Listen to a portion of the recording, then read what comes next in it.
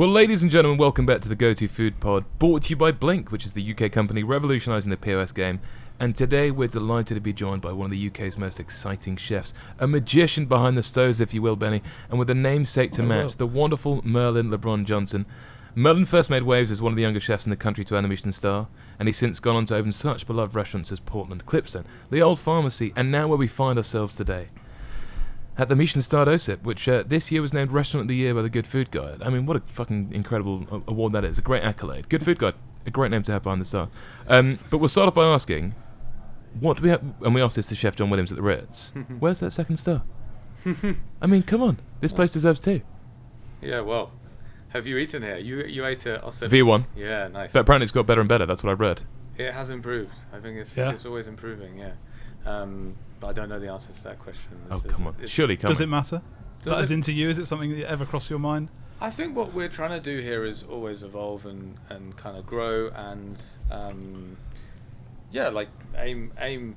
We're incredibly ambitious, and I think that in the context of trying to improve every day on what we do, that would be a nice way to kind of acknowledge that progression, like a marker that we're trying to make. And it's good to have goals. It's good to have targets. You've obviously moved from being in the town of Bruton to being in the countryside a little bit more. Does a star help in that sense, sort of helping draw people out, get people in their cars, they're willing to travel? In parts of the UK, like in the countryside, basically having a star makes a huge difference. I think it kind of puts you on the map as a destination. It's a reference point for people when they're in the area, much more so than London. I mean, I think in London, there are loads of restaurants in London that are really, really good and really busy. Don't have a star. Some of them should, but and it doesn't make a difference at all. And I think for us, it's really important. Nice. But did you feel, I mean, we were speaking with Anna Tobias, I'm not sure if you're familiar with her work, but she was saying London's got very mechanic. She may want to get out one day. Did you feel that? I mean, the restaurant industry there is pretty brutal. It seems to be a bit of a copycat game. Did it feel a sort of sense of relief to get out here and be more creative, be more real? Yeah, totally. I mean, I grew up in the countryside, so I actually lived in the countryside my whole life. I worked abroad in Europe, and I was in the countryside, and then I went from that to London, which was kind of like quite a sort of severe change of circumstances and pace. And I loved it for the first few years, but for many reasons, by the time I left, I was ready to leave, and I always felt more at peace and more comfortable actually in the countryside. So I mean, we'll probably dig into why the reasons for leaving London and what the differences are, but there was definitely a sense of relief. Yeah. But did you find the London restaurant scene a bit? So it sort of grinds you down a bit, doesn't it? It definitely does. I think London grinds you down a little bit because there's no escape. You're constantly. I was working a lot. I opened 3 restaurants in the space of like 4 years. I was super young. They were all in central London, and that was relentless in itself. But on the days that you're not working, or you're trying to have downtime, or you're trying to get away from it, it's really hard to do that in London because it's a city where you're constantly like overstimulated. You're constantly being contacted. So it just felt like I did 5 years of solid non-stop work. Without ever taking time to have perspective on what I was doing. And I think that's the thing for me, is like I'm a very creative person, and this work is very, very creative, and it's hard to be creative constantly when you're kind of stuck in this like everyday sort of cycle.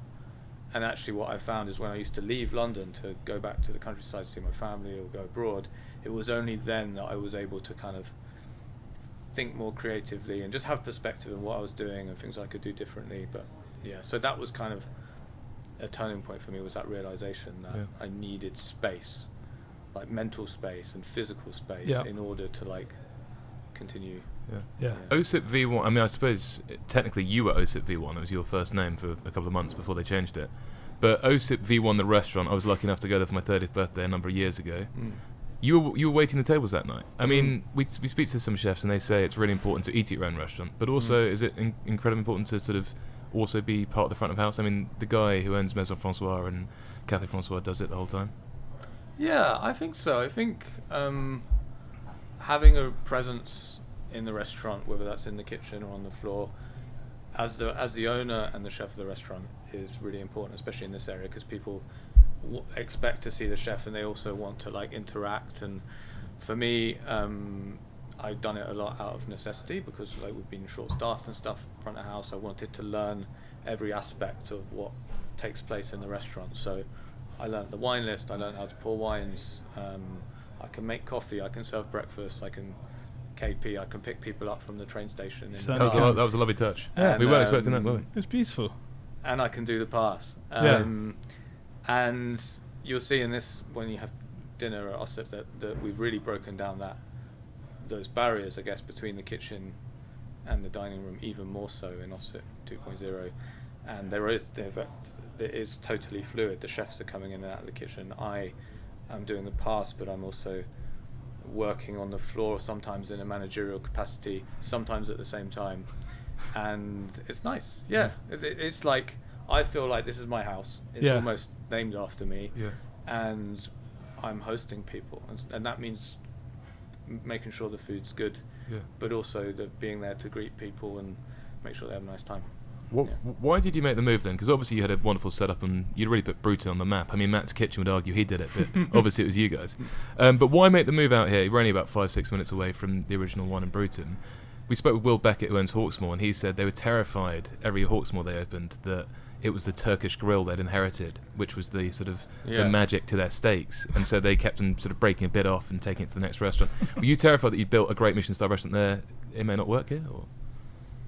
I was terrified about lots of things, but I had already always had, since I started cooking growing up in Devon, I'd always had this idea that I would have a restaurant in the countryside that was connected to nature, was connected to agriculture, and felt like a destination where people could kind of escape to, or people would want to travel to, and felt a bit sort of immersive, you know, like when you come here, you're just surrounded by fields and nature, and you can really kind of focus on having a nice time.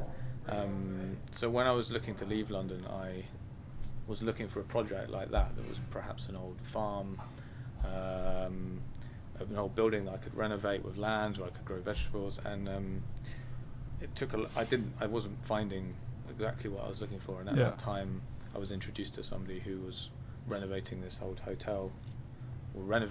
building into a hotel in Bruton, and just circumstances kind of led me to do this project there, because I really just wanted to get out of London, and Bruton seemed like a great place, and it was just a nice kind of small project to kind of get me started. But I would say Osip 2.0 in this format is much more aligned with the vision that I the original had for vision. The restaurant. So when you were in Bruton itself, were you still managing to grow stuff? Yeah, was that kind of agricultural piece a little bit a part of that restaurant? Yeah, and then how's it changed? Yeah. That hasn't really changed. Okay. That's just evolved over time. But I set up the market garden during the first lockdown, when we closed the restaurant, shortly after we'd opened the restaurant. And that was like a lockdown project. And then in the final lockdown, I expanded the farm to another site, so we have 2 different locations, and then it's just been growing organically. So they still exist, those two, the original locations? The original one I gave back last year, but I've taken on another one. So we have 2 locations, but neither are the original. And you were learning from YouTube videos, were you? Yeah, YouTube videos, books. Yeah. I had some local people who helped me, a bit of mentorship. Feels like there's a lot of love for moving out of London now. I mean, Thomas Parry, we went to his incredible thing he did up in Wales, but you've got a lot of people trying to move out. The Luke Selby from Le Manoir now moving to Wales. Tom Adams down in Launceston. Coombs Head. Feels like that's the way it's going. People want to be, I don't know, out in the country. Because London restaurants farm to table. I'd love to get your opinion on this. Are they really farm to table? No, it depends on your definition of farm to table. Well, the true one, sort of. Yeah. I think it's very difficult in London, and I say that from a place of experience, because I tried to do it. And the kind of dynamic of how restaurants work in London, and also how small independent or organic farms work, the two, it's very hard for the two to meet, because in London you have small kitchens, you've got small fridges, you don't have a lot of space, they tend to be quite busy, you're not going to get farmers coming in every single day of the week, you know, so it's hard. And I think it's evolved a lot since I was there. Like Flourish was a huge part of that, and she's done an incredible job, like scaling up to kind of meet the needs of restaurants. But the idea of a farm to table restaurant for me, and I was talking to Flourish at one point about opening a restaurant at her farm with her. Oh wow. That's for me, that's a farm to table restaurant, where almost everything is just picked from the farm and then served. You know, I don't think that's possible to do in London, but I would say that, like Sky at Spring, that's probably the closest. Having Heckfield Place certainly helps. Let's start off by revealing to our listeners who may be unaware of Restaurant of the Year. Why would they be unaware of it? But if they are, what the offering is there? Because obviously, as you were saying there, you grow 90% of the things you use, or whatever it may be, veg-wise, but it's sort of plant-heavy. Just take us through what we can expect. Daily changing tasting menu. I mean, people listen to this on the way to work. They want to be, you know. It's a tasting menu, which is kind of constantly evolving based on the produce that we're harvesting from our two farms. We grow vegetables, herbs, fruit, flowers, other plants, and but not livestock or dairy production. So we try to focus on what we grow, which means that it's predominantly focusing on vegetables, and the structure of the menu is around vegetables, but we of course use seafood and protein. We have an amazing relationship with a local farm where we pretty much get all of our whole animals. We only use whole animals. Nice. And then we have a hunter who brings us game throughout the season, so from like November to February we only serve game. Very cool. And but I suppose what's slightly unusual about Osip is that we don't present a menu at the beginning of the meal, so there's a bit of a surprise element. Dishes just kind of arrive, and it's a little bit of a journey. There's an element of risk, I suppose, to that, but yeah, people really like that format, actually. One thing I've always wondered about that sort of format, so when we just came through the kitchen, there was a guy putting this sort of lacquered bark on some quince. It looked unbelievable. But when I presume you're responding to what's coming from the farm. And then what's the process of deciding what you're going to do to that? Is there like a set kind of, you've got like, when we get quince in, we're going to do this, when we get... Or is it kind of like, here's something I think we could try? No, it's actually very organised now, because we are in our 5th growing season, and like the structure of what we serve and when we serve it is entirely driven by what's happening on the farm, and we grow more or less the same crops. 80% of what we grow every year is the same as the previous year, right? Because we've now got it dialed in, so like we know exactly what varieties of potato, for example, they tend to be harvested at the same time every year. And at the beginning we used to say, we don't repeat dishes, everything's got to be new. But actually what we've really developed now is a repertoire that responds to the season on the farm. So we do repeat dishes, but they're normally tweaked every year. So we've got like a repertoire of dishes for June, for July. So oftentimes when something's ready, it just slots right into the menu, because we've already developed the dish previously. But I would say maybe 30% of what's happening on the menu, sometimes more, is stuff that we have to develop. And the really important role that I've been playing over the years in this, and the team are getting more and more involved in this over the last few years, is basically being that link between the farm and the kitchen, that is working with the kitchen to make sure they're aware of what's happening on the farm and in advance of a particular crop being ready, so we can start to develop, and then by the time this crop is ready to harvest, the dish is ready to go.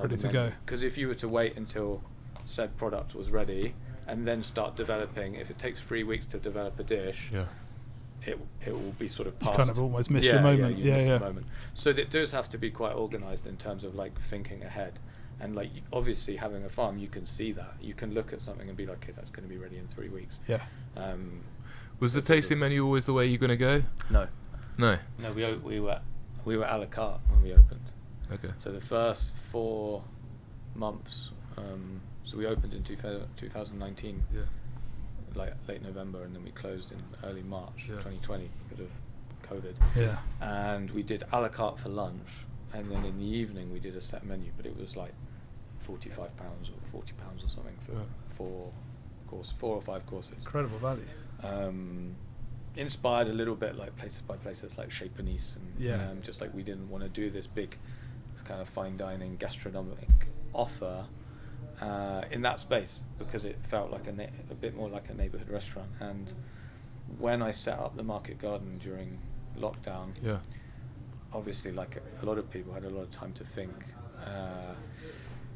and reassess what I wanted to do with Osip and where I wanted to go, and it just made sense, having built this garden, to have a menu that allowed us the flexibility to serve what we'd grown in a way that we could be in control. For example, if you got limited quantities of something, which we did at that time because the garden was small, people wouldn't know what they're eating. So you'd have some people, you have a restaurant with 32 covers, half the restaurant would get one dish, half the restaurant would have carrots with their fish, half the restaurant would have courgettes, because we only had 10 carrots that day and 4 courgettes, and no one would know any different, or if they did, it's kind of part of the fun. So that was the reason behind serving like a series of dishes without a menu. So it's almost like inspired by old table d'hôte or auberges in France, where you'd be traveling in the olden days and you'd stop and they'd say, well, this is what we're having for lunch. How do you then create the sort of, well, we had Heston on recently, and he was saying like you can lead a customer 1,000 different ways just by the way you word a dish on a menu. So when they see, ice cream, it's actually not ice cream, but they think it is. Without the printed menu, I mean, I know your sort of family are big into poetry and things like that, but how do you then create that mystique and magic? Or is like minimalism the way? And I think with Osip, I do a lot of work. Like I have been responsible for a lot of like the visual identity and the kind of storytelling and the overall kind of perception or concept of Osip. And I think that a lot of people, before they come here, they've followed us on Instagram, they've seen our website, and we try to kind of communicate and tell this story a lot before the guests arrive. So when they get here, they can kind of just relax and enjoy it, and they don't need to be like preached to, or they don't need to be constantly reminded that we're farm to table and that this is local and X comes from here, because that that work's been done. That work's been done, and that can be a little bit annoying as well when you're, sometimes I think you've got to get the right balance. You want to seem engaged, passionate, proud of what you're doing, and you want to kind of like make sure that connection is there, because ultimately it makes everything a bit more interesting and exciting and hopefully delicious, like knowing a little bit more the story behind. But I think we try to tell that story a lot before the guests arrive, so we can just kind of get on with the show when they're here. And our cooks and our front of house bring the dishes, and some of them work on the farm as well, and some of the front of house work on the farm. So actually there's that sense of ownership when they're putting a dish down, be like, I harvested these carrots this morning, or and I think that is quite compelling. 100%. And more compelling perhaps than just having a menu. Yeah, for sure. Just finishing on the tasting menu, I mean, some of the chefs we've spoken to recently have said that, and they're slightly more old school chefs, I should say, but still, that a la carte versus tasting, the chefs can get a bit robotic. They know what they're doing every day. They don't have that sort of impulse reaction, which you would to an a la carte. What are your thoughts on that? I think that I get that, and that is a valid point of view. I think I would agree. The most part of a lot of tasting menu restaurants, that's the kind of feeling that I get as well. I think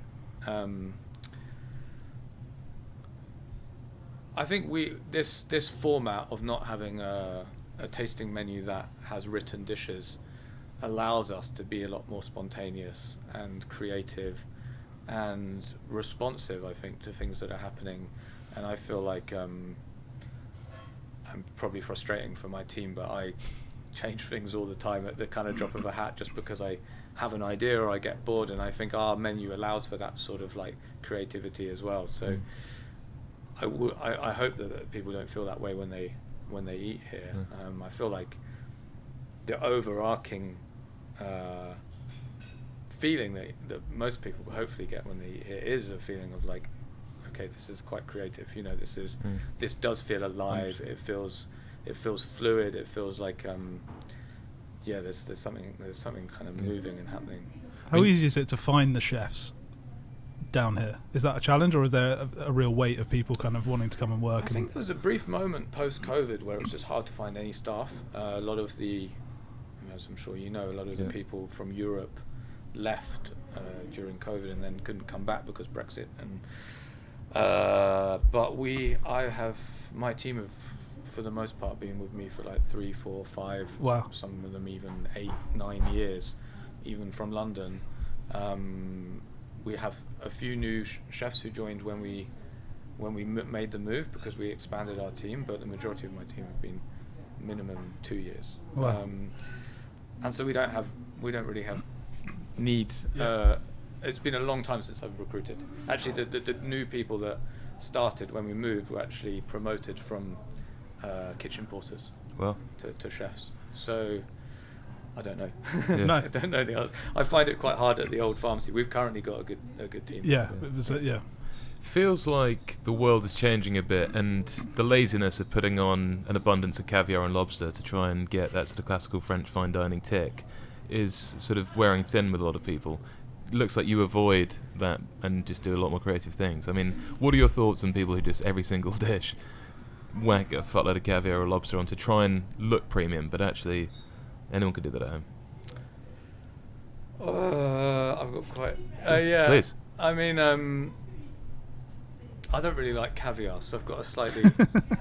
I don't mind it, but it doesn't give me a lot of joy, and I sort of understand restaurants are having a really difficult time at the moment, fine dining restaurants, and responding to less guests, rising costs, and a lot of people are putting their prices up and having to put their prices up.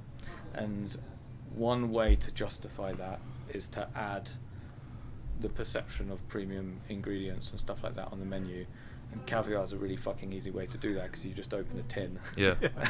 And, you know, it's quite versatile, and people have been playing with that for a long time. And I've had some amazing, you know, Bruno Verjus in Paris does a dish of a chocolate and caper tart with caviar, which is absolutely divine. I've had some great things at Accoyer with caviar, very original thinking at Accoyer always. But if I'm completely honest, I'm pretty sick of seeing people just putting caviar on everything. But yeah, I don't really like caviar. I like truffles.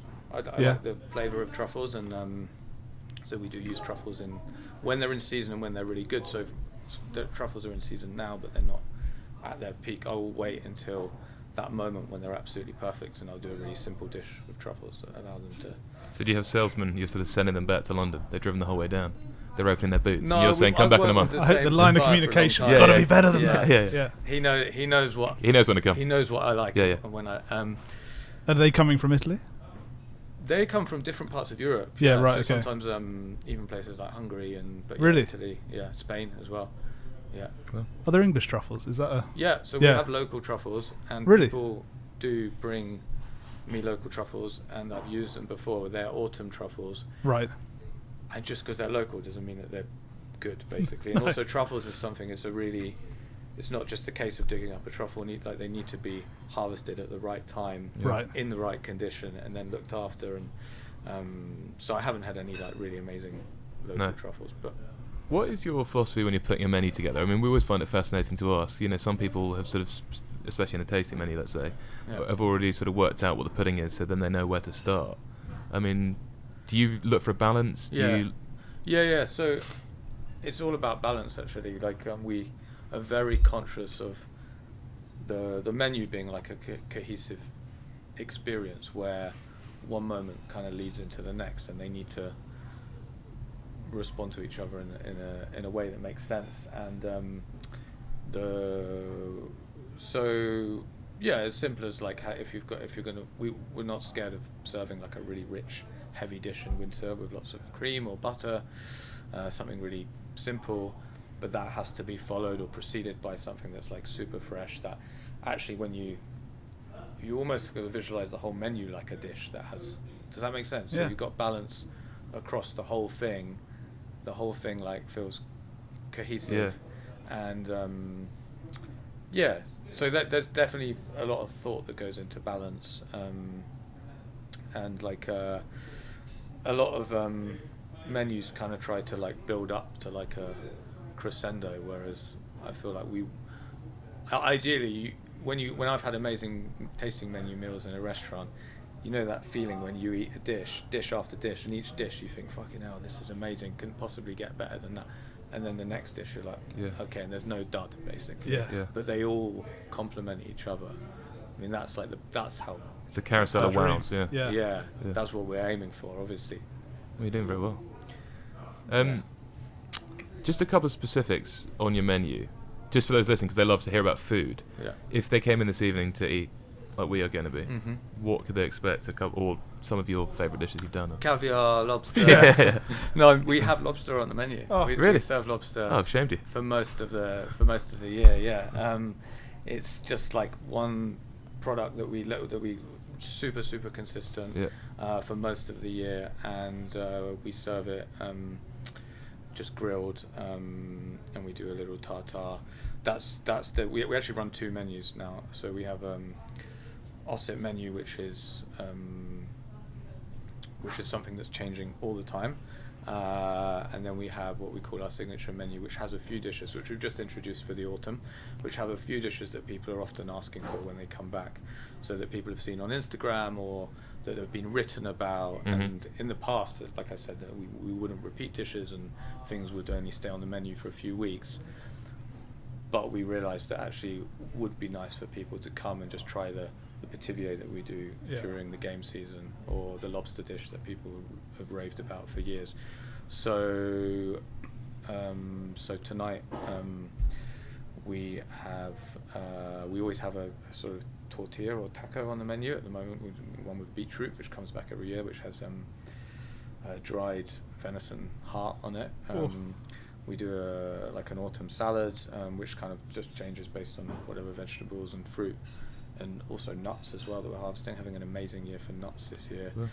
We have the pithivier, which is like something that I've been making since I worked in France, so for like 15 years, and it's like a layered pie, which uses different game meats. We have a really beautiful sorbet made from pumpkins from our farm, which has got some whipped cream that's flavoured with local cider brandy. We always serve a plate of raw vegetables as well at the beginning of the meal, just to get people into the spirit, in the mood. Yeah, the spirit of sounds like George Williams is trying to nick some of your ideas. Mate. Cheeky little bastard. How dare you. Cheeky man. You're very plant-led here, obviously, but Fergus Henderson's a great hero of yours. How did that obsession manifest itself? The obsession with Fergus Henderson? Yeah, I mean, not obsession, but, you know, apparently I read that he's one of your heroes. Yeah. But I mean, like, what makes him so magical? I mean, we were debating it on the way down. I started reading. I first heard about Fergus Henderson when I was working in France, and at that time I was probably about 18, 19, was getting a lot of abuse just for being British and being a cook, and it was quite disheartening to see the perspective that European colleagues had on British food and British cooking. And I don't know how, but I came across these nose to tail cookbooks, and for the first time I became incredibly proud to be an English cook. And I was reading, and part of me was a realization that historically British food wasn't so bad, and that actually British and French cooking had a lot in common. And when I was looking at dishes in the Fergus Henderson books, I could relate to them as French dishes as well. And I started cooking, and I loved the way that he wrote. He's so eloquent when he talks about food, but he also, there's a kind of magic to his writing that actually just makes you hungry. It makes you want to eat, and it makes you want to cook. And there aren't that many. I mean, he's more known for being a restaurateur and a visionary than an author, but there aren't that many cookbook writers that get you inspired about food in that way, especially when I was so young. And I started to cook his recipes, and that really just opened up a whole new kind of like avenue of thinking about food. Yeah, nice. You were never tempted to go and work for the man? I was, but I didn't get to London until I was 24. Yeah, right. Yeah. By which time I was opening a restaurant. And getting a Michelin star 9 months later. Yeah. We're going to touch on that in a second. But just to finish off around here, so many chefs say that you're the greatest currently, and for many years to come. But what do you think it is that you're doing differently here, or what makes it so special? Because everyone we were with Rav Gill on Wednesday, was it? I can't remember. Tuesday, yesterday. Recent and history. She was saying like the greatest meal she's ever had here last weekend. She's already buying loads of her friends a treat to come up here. But I mean, is there a conscious decision you've changed over 6 years? Something you've tailored? I think what I've always worked on with Osip, and even before in London, was to try to create something that felt a bit different, a bit unusual, that was unique to me, or to me and my team, and also now to the location. And the way that the menu is written, and the way that the dishes are constructed, as I said before, are the foundation is on the farm and in this environment and in this landscape.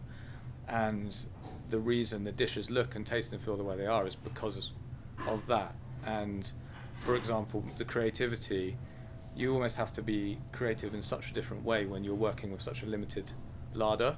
So in London, if you can like call an order in and order whatever produce you want every night and it arrives the next day, you can kind of cook whatever you want and it make it delicious. Whereas I have to try and think of creative ways to use kale for 3 months of the year, because and beetroots and things like that. And I think that has created a kind of style of cooking that is very unique, I hope, and unique to here because of this kind of infrastructure that we've set up.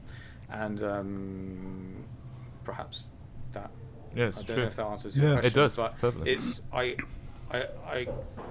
I feel like what we're trying to do is something that is unique and not necessarily comparable to that many other restaurants. No. Who, when you kind of were conceptualizing of this place, who were the people you were looking at who were kind of doing this well? Obviously, you mentioned Alice Waters.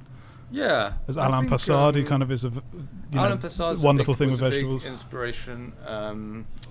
I had probably the most thought-provoking and memorable meals of my life was at Blue Hill, Stone Barns. Yeah. Maybe like 6-7 years ago, where I had this tour of the farm, and I had no idea what to expect, and then I had about 18 courses of almost entirely vegetables. Yeah. And they served, the main course was had a tiny bit of meat on the side, but it was almost like an afterthought, and to be honest, it was totally unnecessary. And I remember coming away just feeling so inspired. And also, like, I'd had this tasting menu where I'd gone on a total journey, and I didn't feel heavy or like I'd eaten too much. And there's a few other restaurants that I ate at, a place called AM in Marseille, which has 3 Michelin stars, where the chef doesn't serve meat at all.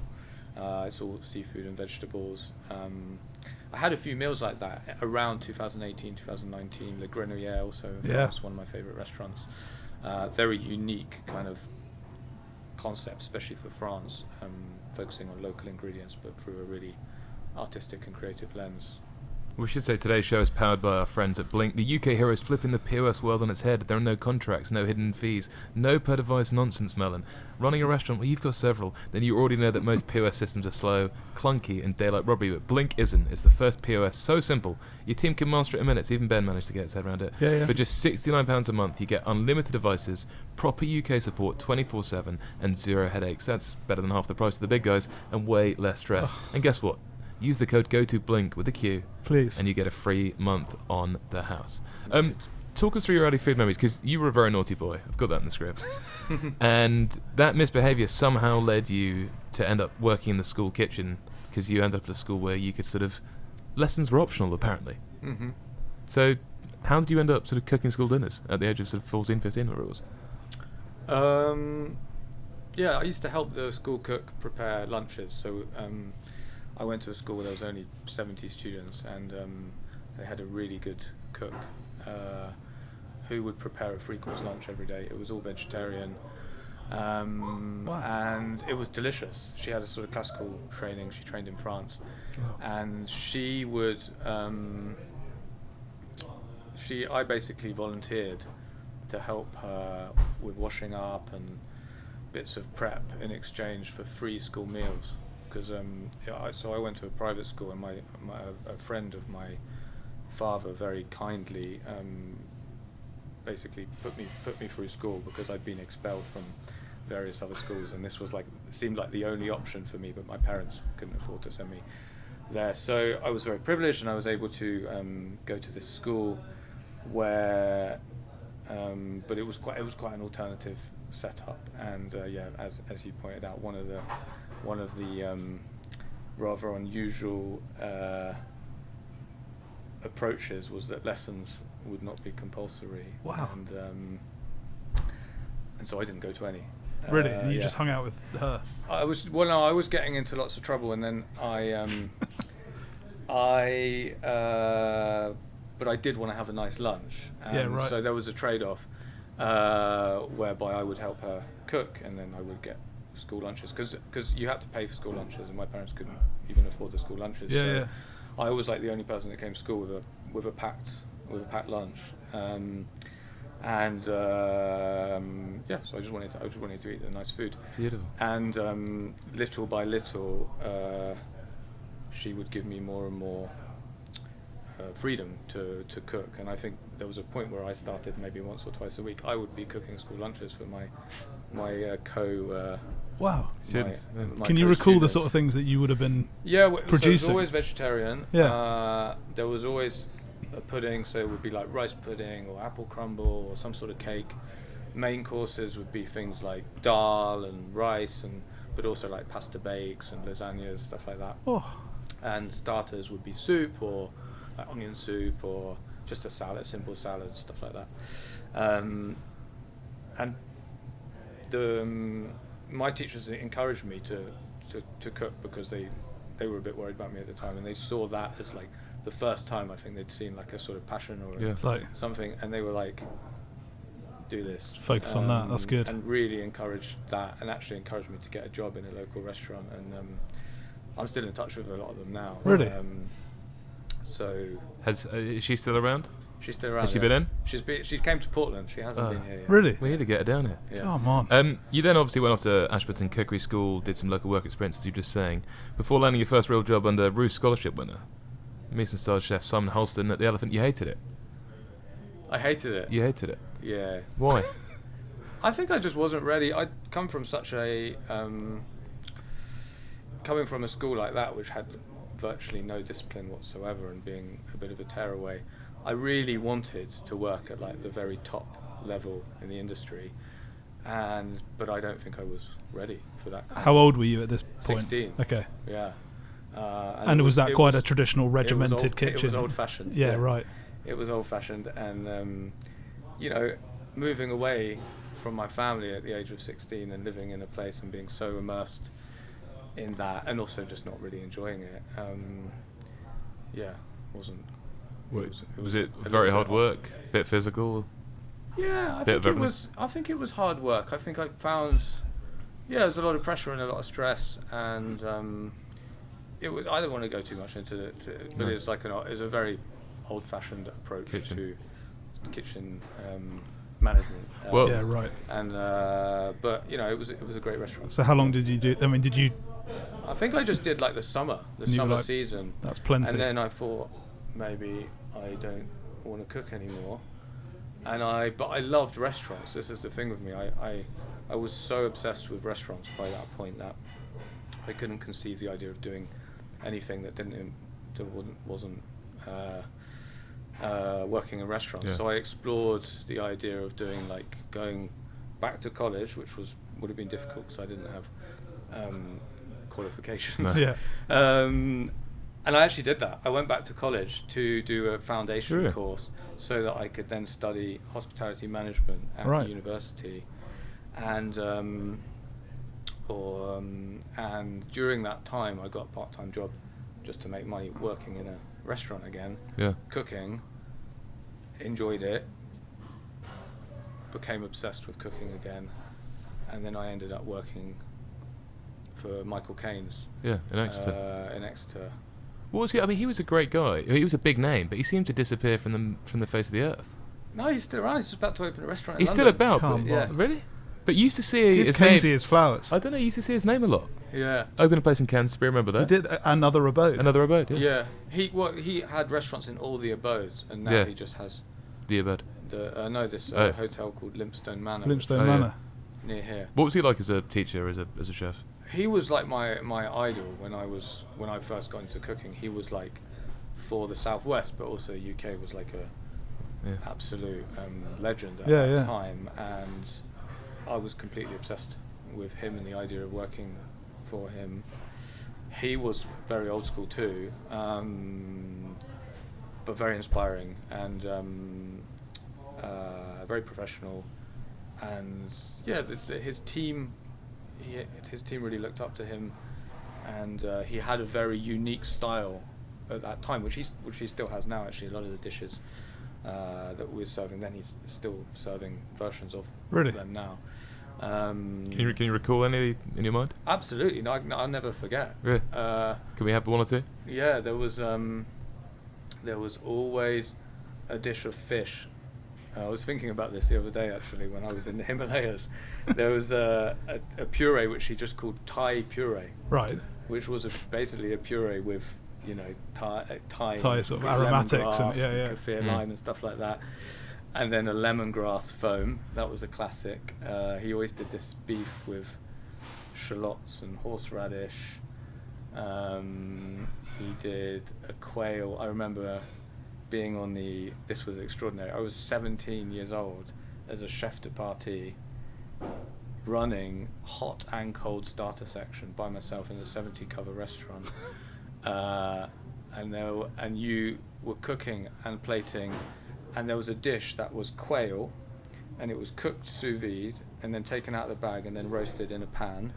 You would boil or poach 3 quail eggs to order.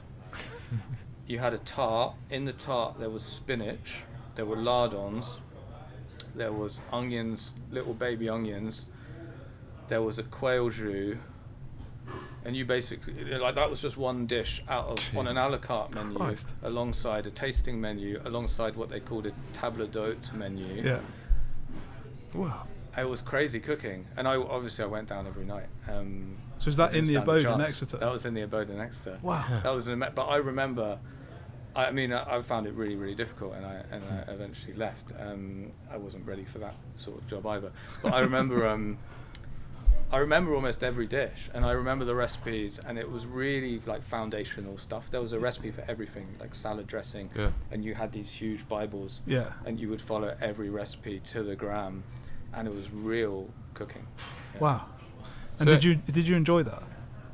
As someone who, it sounds like, had sort of not liked being dictated to or whatever, like, did that framework? I was very proud to be working there. I found it very difficult, and I think in hindsight, shouldn't have accepted or been given a role like that at that age with the lack of experience that I had.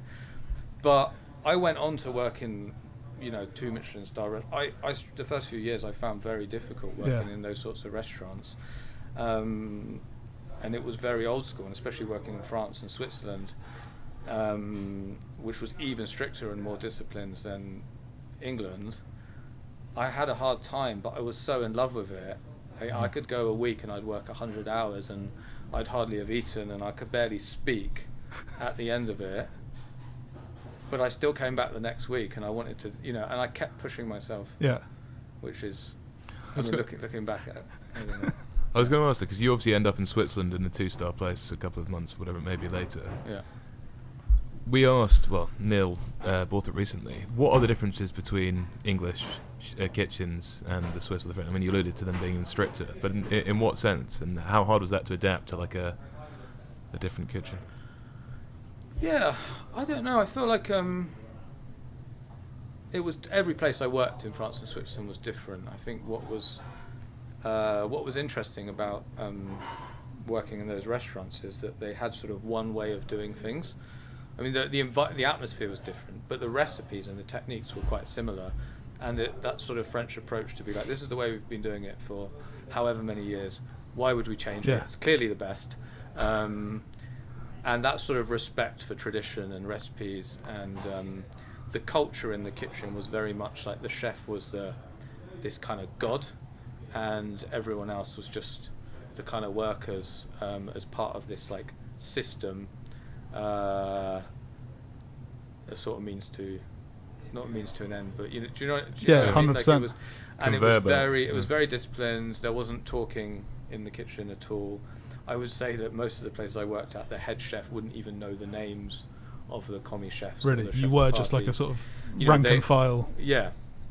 But it was fascinating to see as a 18 or 19-year-old who totally romanticized cooking in France and Michelin star restaurants. Yeah. So what were you striving for at that time, moving through these different sort of French and Swiss restaurants? I thought that I would come back to England with a perspective that maybe wasn't as prevalent or didn't exist, like a style or an approach that would be different. And there was a time when I left England, food was in a particular place that was really having a moment. It was when Great British Menu just started. Yeah. And there was a style that you could see developing, which was quite sort of tongue-in-cheek, like plays on ingredients and stuff like that. And I was inspired by that, but I also was like, I want to see something else. Yeah. And I guess that's what I did. Yeah. And all those kitchens were quite traditional, but then you end up in Belgium at In De Wulf. Is that what it's called? Yeah. Which is not like that at all, right? No. So what happened there where you thought, okay, maybe I've seen a path that is more... When I was working in France, and I started to be aware of, like, at first my perspective was only on French cooking and French chefs and French restaurants in France, and I was kind of immersed in that world. And I started to become aware of this like new movement in cooking that I was seeing on Facebook at the time, because there wasn't Instagram or anything like that, and there were bloggers, and I started to discover restaurants like Fabricant, In De Wulf, trying to think of other examples, places in Denmark, and that were kind of like avant-garde, and they were run by young people who, it just looked a bit more fun. It looked a bit more aligned with like the kind of ideas around cooking in restaurants that I wanted to participate in. And so I became a bit obsessed with that, and this restaurant that just kept coming up was In De Wulf at the time. It was a sort of cult restaurant, and I also realized that lots of people were doing, or like my age, were doing stages in these restaurants around Europe, and so I went there and did a stage, and I'd applied for stages in a few places, and I ended up going there. And I had a girlfriend at the time who came with me because she was working front of house, and we both applied for a job. She got the job and I didn't, and so I went back to France and carried on working until a job came up for me at In De Wulf. But it was almost, I wouldn't say it was the opposite of where I'd worked at before, but the style of management, the style of cooking, the whole vibe, the atmosphere was really... And did that set something off in your it brain? did actually. It was for the first time in my career I was cooking food that really inspired me in an environment that felt like nurturing, and that allowed room for growth, and the team, there was a real sense of like camaraderie amongst the team, because they were all people from all over the world who were kind of in the same position as me, with a shared vision. We all lived together, and I was also exposed to so many other cooks from different backgrounds, but the chef was a real visionary. He had completely his own identity, and he was there were fantastic. There were also fantastic senior chefs in the team that were real mentors for me, and I progressed very quickly in that kitchen, because it was the first time I was put in an environment where you weren't being constantly shouted at or bullied or and like it was strict, and we did work insane hours, and you were totally if you made a mistake, you knew about it and it was addressed, but it also, if you did something well, that would also be acknowledged, and if you worked hard, someone would say thank you. And that was kind of the beginning of me being like, okay, well, restaurants can be really good, but operate in a different way, treat people in a different way. Yeah, I read it was the first place somebody asked you, like, how are you feeling, how are you doing? Yeah, it's kind of insane. Yeah, it is insane. Yeah. And also that anybody also bothered to ask like what I actually wanted to get out of my time working there, or where I wanted to go in my future. And I don't think anyone cared about that before. And it's as soon as you feel like as a young cook someone's taking an interest in your trajectory, and there's a certain amount of commitment to helping you get there, then you become a lot more loyal and a lot more committed. And I seem to excel in that environment, and I loved it. I worked there for 2 years, and we worked probably some of the longest hours I've ever worked. I mean, insane hours. What was the best dish coming out of the kitchen at that point? He did a dish which was celeriac, which I think was much copied, but it was a celeriac baked in a salt crust. But there was this big hearth in the middle of the restaurant, and we would bake the celeriacs in the hearth. Cool. And then we would like dry them out and carve them on a meat slicer, almost like charcuterie. So it was like you had this warm celeriac charcuterie. The texture was like ham, and we served it with a fresh cheese and a sauce made from celeriac juice and brown butter. But when we served it, we would take the celeriac from the hearth and kind of carve it open at the table, and you got this amazing smell of like baked salted celeriac. Wow. And then we would sort of bring it back to the kitchen and then serve it, and that was one of the dishes. But that was on the menu for a long time, and that was also like an eye opener for me that vegetables and cooking vegetables can be much more powerful than a dish of like cooked protein, because there's that element of surprise. And actually vegetables, I've now realized after many years of cooking them, are so much more versatile. You can do so many more things with a celeriac, I think, than you can with a piece of meat. And that dish was like, oh, okay, wow, this is like, and people would always talk about it. But no one ever goes to a restaurant and says, I really want to eat celeriac tonight. No. I don't think so. Yeah. Have you eaten at Kirk Cowan's plate? Is it plates? Oh, it's plates ready. No, that's top of my list actually. Yeah, that's I'd love to go there. I ate his food many years ago when he was doing a pop-up in Dalston. Just I think it was only open like 1 or 2 days a week. Yeah. And he was just cooking. Maybe it was his sister serving. And it was incredible. Yeah. It was really good. I've always remembered it. And we said himself, he feels like he's come a long way since even then. So I think it's pretty special what he's doing. No, absolutely. Yeah, I hear it's very difficult to get into. Well, mate, not for Merlin. Yeah, come on. Obviously, you were making a bit of noise around you because Will and Dan. Is it Will and Dan? Yeah, Will and Dan come to sort of sneak you to get you back to a big city. You're thinking Singapore. They're thinking London. So how did they find out about you? How did they convince you to come back to the big smoke and open the incredible Portland? Because were you 23 or 24 when you got the Michelin star 8 months later? 24. Jesus. It's funny, you seem to know more about my career than I do. I can't. Half the things that you're bringing up, I can't even. Well, they're all facts. Remember. Yeah, they are. Well, some of them. Yeah. What did you say? How did they convince me? How did they find you? How did they know that you were out there? That is a really good question. I think they maybe knew someone who worked there, or they were doing their research on Twitter, or I don't really know. But they were you looking for opportunity, or were you just? I was thinking about going to Singapore. That's true. I had some friends who were opening a restaurant there. I'd been away from England for like 7 years, and a lot of my friends who I grew up with had moved to London, and they wrote me a letter and said, we're opening this restaurant, we'd love you to be on board. And I think the timing was just, I was like, okay, maybe I should go back to London. All my friends are there now. My dad had moved closer to there and started a new family. So it just felt like good timing. It was it didn't feel like necessarily a permanent move. Right. Their vision for the restaurant was like an all-day brasserie on Great Portland Street that did breakfast, lunch, and dinner, and everything in between. I think that was the plan. And so I thought, okay, well, that could be a fun thing to try and do.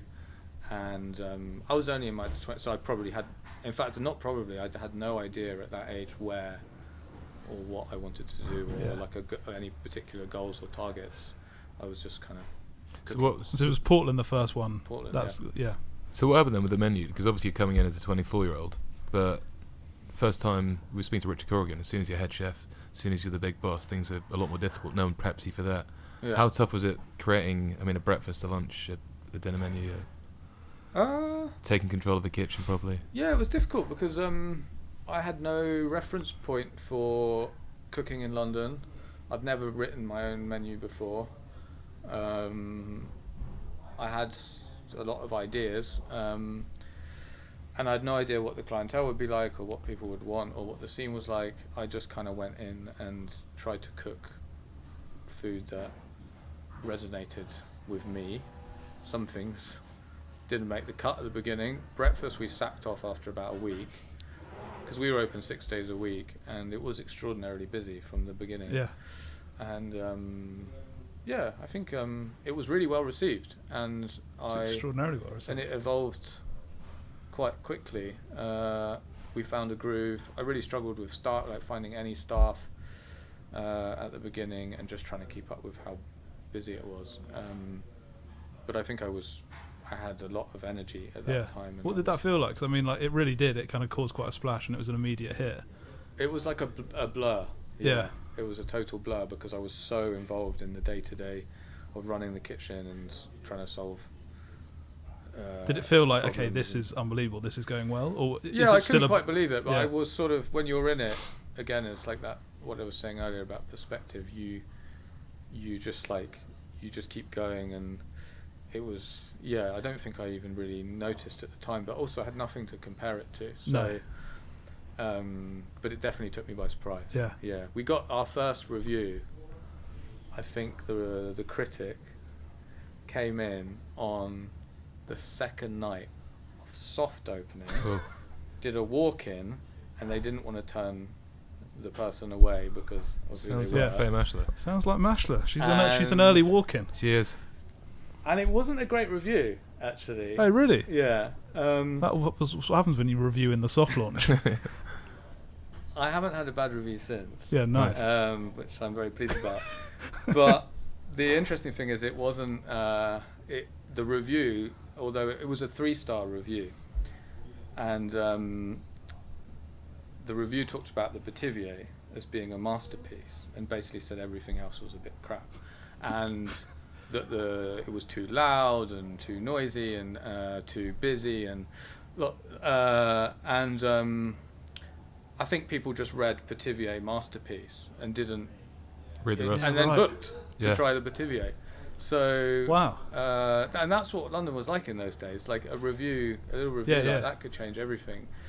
And then we had all the other people come in after that. Yeah, but we did this pithivier. We kept it on the menu for a few months, and then hell we of had to take it off because. What are your thoughts on going into a place which just opened and reviewing it? I mean, you were saying on the way down here that you like to give, maybe I'm putting words in your mouth, but restaurants time to become what they need to be before. I mean, who was saying that on the podcast the other day? They don't go to a place. Was that Thomas Parry was saying? Was he? Thomas Parry. He gives a year or something. Give at least a year before you go somewhere. Yeah, I think it depends on the pedigree of the chef and the restaurant. I mean, I don't think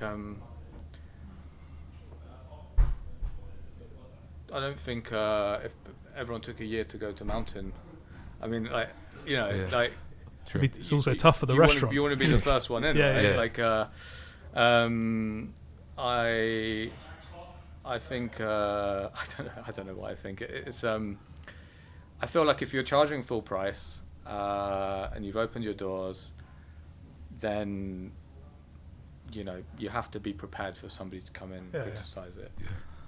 That coming on the second night of soft opening is a slightly different situation. But as I said, it actually it played out okay. Yeah, I mean, it wasn't very good for my self-confidence in my first week of being a head chef, but it worked out. Yeah. So did they give you shares in that? Did you have to give your shares back when you left? I mean, we'll talk about Clipstone in a second, but I mean, what was that kind of incentive for you? I Were was they just giving executive chef? I think there was a profit share arrangement. Right, okay. I wasn't an owner, a shareholder. So then why Clipstone? It's sort of, we're talking 10 years ago now, you got that first Michelin star, which is quite incredible. Then a year later, you opened Clipstone. I don't know. I think it was just proposed to me that we open a restaurant around the corner, and I said, sure, why not? Go on then. Yeah. I think Portland had just won a star, Yeah. and we weren't expecting to win a star, and we were responding to this kind of new phase of expectations that comes with having a Michelin star and having to adapt the restaurants. So we had to change the restaurant when we won a star because as different clientele were coming, and so Portland got a bit more fancy, and we wanted to have a neighborhood restaurant around the corner. I went to America on a sabbatical to do some research about cool, fun restaurants in New York. So Clipstone at the beginning was really inspired by a lot of places that me and also Will and Dan had eaten at in New York. We did pizzas, pasta, stuff like that. Yeah, Clipstone was almost more like what Portland was like when we first opened. Really? But maybe a bit more buzzy, a bit more vibey. Had a nice site, like a corner site. It's a Clipstone, beautiful right? site. Really Yeah. Still very popular restaurant. No, of course it is. Of course it is. Yeah, you're a big fan, aren't you? Or have you went off it? No, I mean, I'm a fan of Merlin's, but once Yeah, we yeah, left, yeah. I am a big fan of it. Yes. So why did you leave? I mean, obviously you've got this great pull of coming down here, doing something more magical, doing something bigger, better. But why did you leave London? Was it a tough decision? No, it wasn't a tough decision. I wanted to open my own restaurant, and I couldn't really imagine doing that in London. And I had started to really develop a sense of what my cooking was and what it meant for me, and I found it difficult to kind of do that in London after a certain point, because I realised that a lot of the people that come to the restaurants were kind of just using them as restaurants, places to come and eat, and the story that I was trying to tell, and I was trying to set up all these relationships with farmers, and it just wasn't, and I didn't feel inspired. Basically, I didn't have any connection to where the food was coming from. I'd kind of run out of steam, and like I said earlier, every time I left London to do whatever, to go abroad or to go back to the countryside, I would suddenly realise that I had more ideas and more energy and more. So, but like I also said, I always planned to have a restaurant in the countryside, so I just felt like, well, maybe I should just do this. Yeah. Do that. You've got the most beautiful kitchen in the country. Does that allow you to be more creative? Yeah. Breathe easier? I mean, I remember Osip V1 was gorgeous, but it was small. Yeah, Osip V1 was the smallest kitchen I've ever worked in, and we had 4 or 5 cooks, and it was really challenging. There was so much that we couldn't do in that kitchen that we couldn't even conceive. We'd have an idea, we'd be like, no, that would never work here. So we had to develop a cuisine that responded to that space, and it was very limiting. So, and of course we were all very ambitious for the restaurant, so that was there's only so far we can take this here. And then, interestingly, with this kitchen, the first time I've ever been able to really design my own kitchen. A lot of the budget went on the kitchen, and I don't regret it at all. It's about 10 times the size of the Osip kitchen, and it's actually very well designed. I designed it with Kieran, my head chef, and I don't think I'd change it at all. But what we did is we didn't change the concept from Osip 1 to Osip 2. We didn't change the menu. We didn't change the price. We just said, okay, let's just open there, do what we were doing before, and just let it evolve organically with this new space. So let's just see what happens, when we have when we're sort of unleashed. Yeah. Basically. So you put no pressure on it, basically. And then just let it just take its own course and evolve. And it's evolved so much in the last year. We've got brilliant pastry chef, and it's still not necessarily a longer menu, but there are just lots of dishes that we wouldn't have been able to do. You couldn't have done. Yeah. What's your, we get a lot of restaurateurs, a lot of chefs listening. They want to sort of do better for themselves. What's your sort of best piece of advice before we move on to some quickfires? Best piece of advice? Yeah, just for somebody trying to, maybe struggling. Head down in a restaurant thinking one day I want to fucking get out of here and do something. I don't know. I should know the answer to that because I've made so many mistakes. I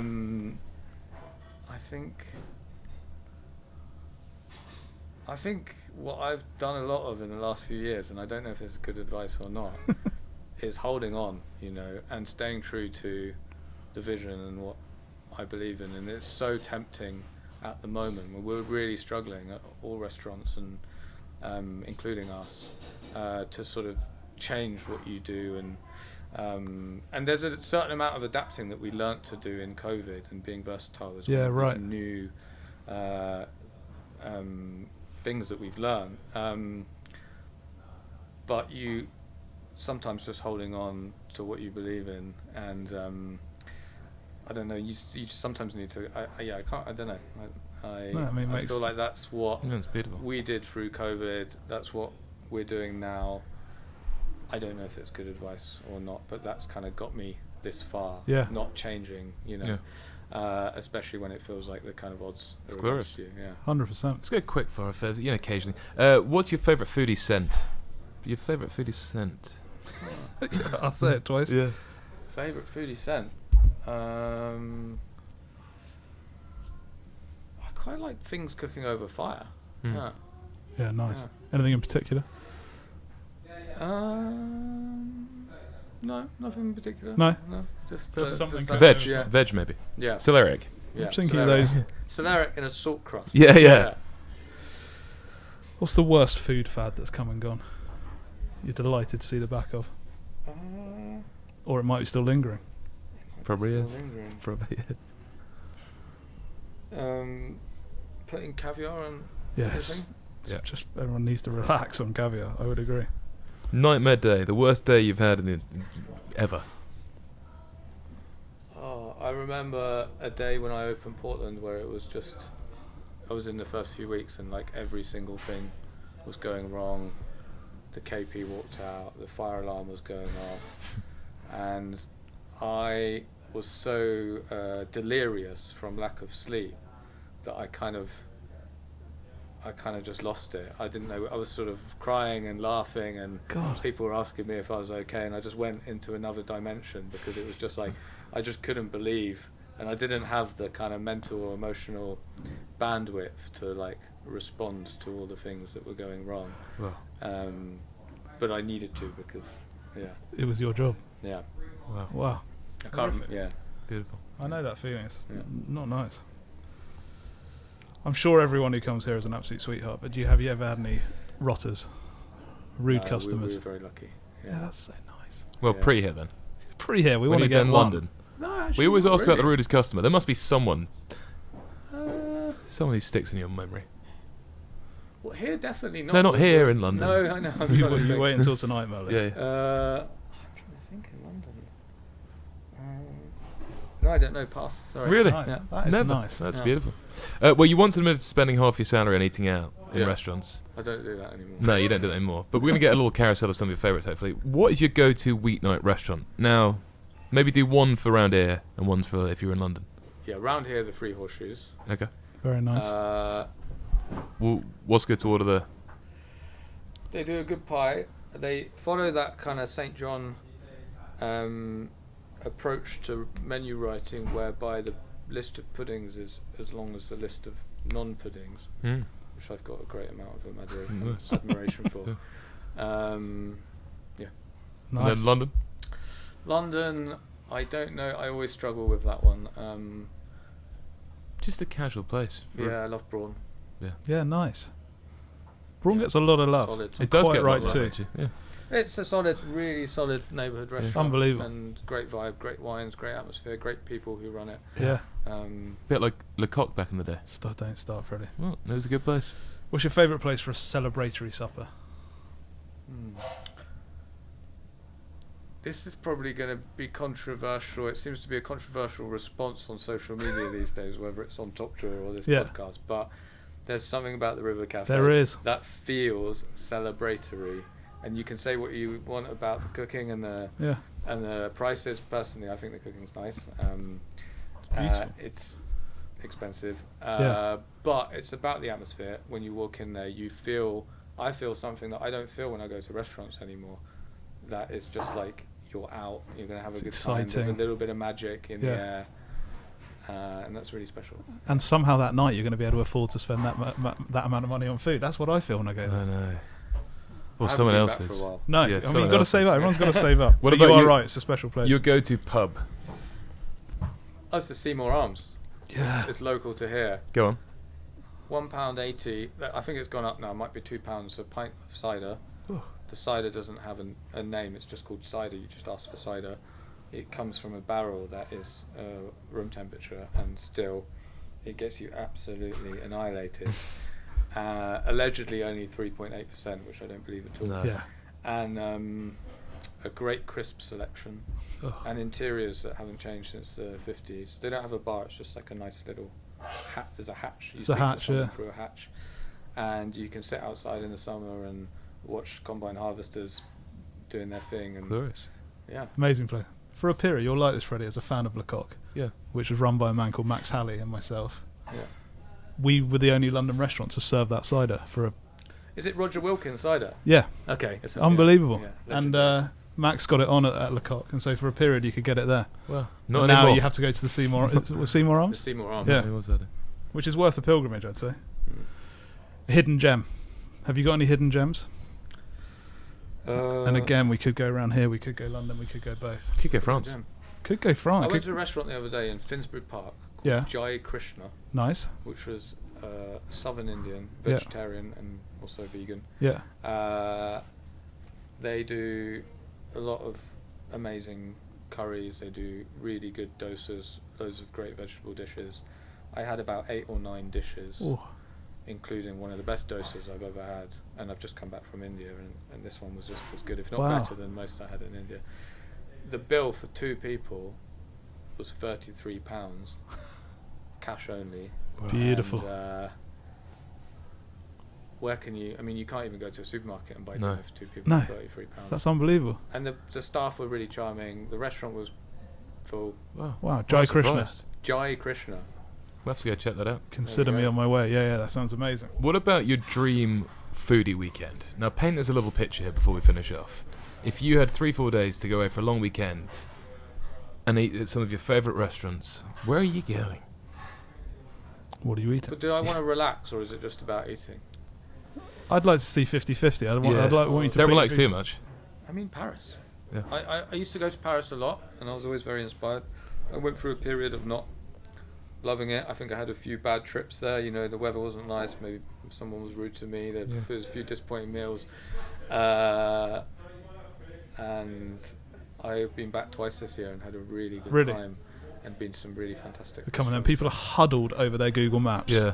Where would you be sort of pointing people towards? Le Doyenné, which is outside of Paris, is probably. Is that a beautiful Australian man? Yes. Yeah. Yes. Hell of a farm to table place. It's incredible. Yeah. Very different to Osip. No, of course. It's not as good, but. No, I mean, I think it's much better. It's not. But it's almost like the Palace of Versailles for like farm to table. Yeah, it's crazy. It's incredible. Yeah. That is probably one of my favourite restaurants in the world at the moment. I went to a place called Maison, which is a Japanese chef called Sota Atsumi, who used to be at Clown Bar.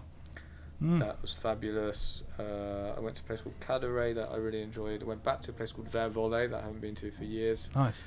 And another restaurant I went to recently in Paris called Petrel, which is really, really good. Very romantic, beautiful restaurant. Wow. Yeah. That's a beautiful little spread. It's great. Well, I mean, you've been absolutely incredible. I think it's time we finish off with... Have we got time for the go-to 3-course meal? We've always got time for it. So we always ask people to put forward their go-to 3-course meal. Yeah. It's not necessarily the final thing you're ever going to eat, but your kind of like god tier 3 courses. And I always like to ask who's cooking them as well. Oh, okay. Yeah, it's a lovely touch, that. Well, people on the internet say they wish I stop asking, but I'm going to continue. I think Simon Hopkinson could just put the menu together for me, and he could do steak tartare. Beautiful. With a side of Negroni. And then I don't know what I'd have as the main course. A nice pie, maybe. Yeah. Yeah, good pie. And then sticky toffee pudding for dessert, and he makes a really mean sticky toffee pudding. Wow. Lovely. Glorious. I think Fergus will be unhappy he's not part of that dish. Yeah. Mate. So's Margot. Everyone's unhappy. Sometimes you just got to let But someone else Simon's have a the go. king. Yeah, Simon's No, the but I king. just mean if Simon. Yeah, I had a few meals that he's cooked, and the dishes that I've eaten there. I'm trying to remember what the main course was last time. It felt like the last, like that meal, like beautiful. Yeah. Well, Merlin Labron-Johnson, you are an absolute wizard in every sense of the word. Stop a genius chef, a wonderful restaurateur, fantastic company, and just a very inspiring listen. So thank you so much for allowing us to come down to this incredible place. Yeah. V2, it's known to those in the industry, but you can just find it in Osip, about 5 minutes Absolutely outside Bruton. And if you're very lucky and you ask, in a nice way, maybe you'll even get picked up by the big man himself from the local station. Merlin, we've only got one more question for you. What song do you want us to play you out with? And also, are you tempted by the blink at all? How's your POS? How's your POS? That's 2 questions. Yeah, Sorry. Yeah, that's 2 questions. Okay. I'm only going to answer the former. Okay. The POS one.